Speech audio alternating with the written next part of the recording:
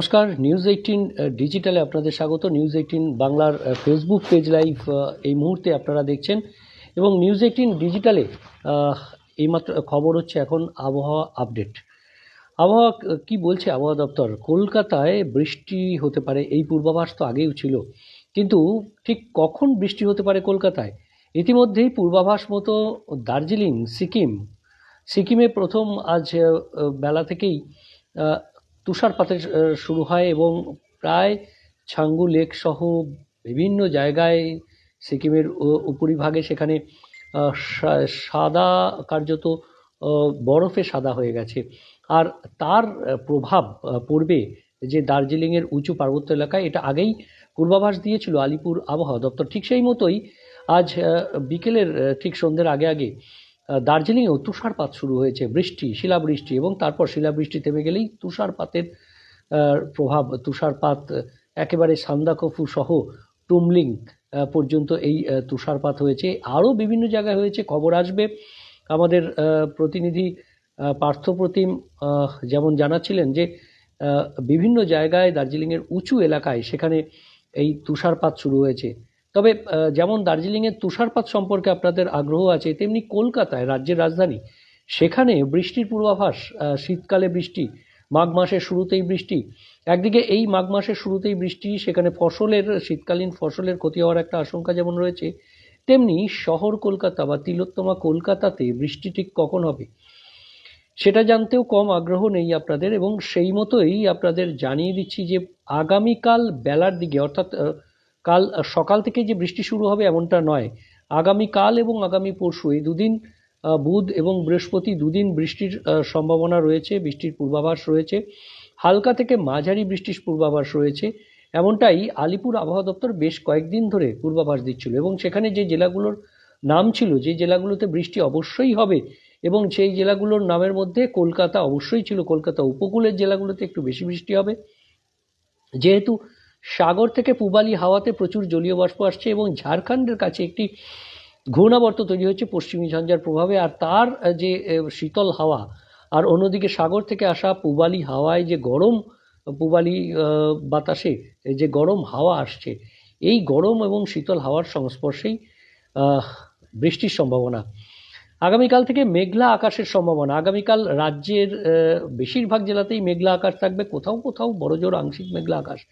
কিন্তু কাল বেলা যত গড়াবে ততই মেঘলা আকাশের পরিমাণ বাড়বে। ইতিমধ্যেই সর্বোচ্চ যে তাপমাত্রা, অর্থাৎ দিনের তাপমাত্রা, যেহেতু মেঘলা আকাশ, কোথাও আংশিক মেঘলা আকাশ, কলকাতাতে অন্তত সর্বোচ্চ তাপমাত্রা সেটা 5 ডিগ্রি স্বাভাবিকের নিচে নেমে গেছে।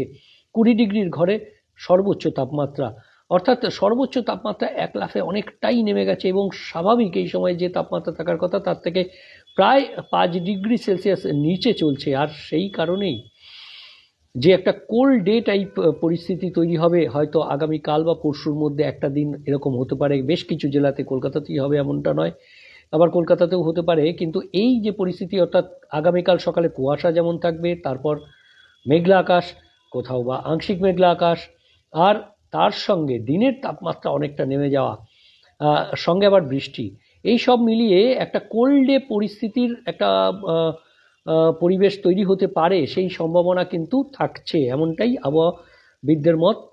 তবে জেলার কোথাও কোথাও এই কোল্ড ডে পরিস্থিতি তৈরি হতে পারে। যেমন এই কদিন ছিল কোথাও শৈত্যপ্রবাহ, যেমন একেবারে পুরুলিয়া, পশ্চিম বর্ধমান ও শ্রীনিকেতনের কিছু অংশ, অর্থাৎ বীরভূমের কিছু অংশ, সেখানে শৈত্যপ্রবাহ চলছিল, অর্থাৎ নিচের যে তাপমাত্রা, সর্বনিম্ন তাপমাত্রা, সেটা স্বাভাবিকের 4-5 ডিগ্রি নিচে চলে গিয়েছিল। আর এবার সেই সর্বনিম্ন তাপমাত্রা সেটা কিন্তু স্বাভাবিক বা স্বাভাবিকের ওপরে উঠে যাবে। কলকাতাতেই যেমন 12 ডিগ্রির ঘরে তাপমাত্রা নেমে গেছিল, সেটা অন্তত 16-17 ডিগ্রিতে উঠে যাওয়ার একটা সম্ভাবনা তৈরি হচ্ছে। আগামী বৃহস্পতিবারের মধ্যে এই সম্ভাবনা হবে, হয়তো সর্বনিম্ন তাপমাত্রা সেটা কলকাতায় 16-17 ডিগ্রিতে উঠে যাবে। কিন্তু সর্বোচ্চ যে তাপমাত্রা, অর্থাৎ দিনের যে তাপমাত্রা, সেটা ইতিমধ্যেই স্বাভাবিকের 5 ডিগ্রি সেলসিয়াস নিচে নেমে গেছে। আর কলকাতায় তাই যে বৃষ্টির সম্ভাবনা সেটা আগামীকাল বিকেলের পর, অর্থাৎ সন্ধে বা রাতের দিকে হতে পারে। বিকেলের দিকে হয়তো ছিটেফোঁটা বৃষ্টি হলেও হতে পারে, অর্থাৎ হালকা বৃষ্টি আগামীকাল। এবং বৃষ্টি শুরু হতে পারে পূর্ব মেদিনীপুর এবং দক্ষিণ 24 পরগনা দিয়ে, তারপর ধীরে ধীরে কলকাতাতেও হালকা বৃষ্টির আগামীকাল সম্ভাবনা থাকছে, এবং সেটাও সেকেন্ড হাফে।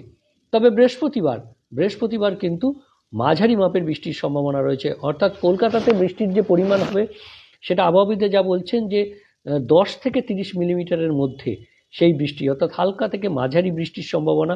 কলকাতায় ভারী বৃষ্টির কোনো সম্ভাবনা নেই। তবে যে পরিবেশে বৃষ্টি হবে, আবারও বলছি যে সকাল থেকে কুয়াশা, মেঘলা আকাশ, স্বাভাবিক দিনের যে তাপমাত্রা তা স্বাভাবিকের থেকে 4-5 ডিগ্রি নিচে, আর তার সঙ্গে হালকা মাঝারি বৃষ্টি, অর্থাৎ সব মিলিয়ে একটা কোল্ড ডে টাইপ পরিস্থিতি, অর্থাৎ কোল্ড ডে পরিস্থিতির মতন আবহাওয়া কিন্তু আগামী দুদিন এই বাংলায়, অর্থাৎ দক্ষিণবঙ্গের ক্ষেত্রে, উত্তরবঙ্গের ক্ষেত্রে এটা হতে পারে। উত্তরবঙ্গেও ঘন কুয়াশার সতর্কতা আগামীকাল রয়েছে।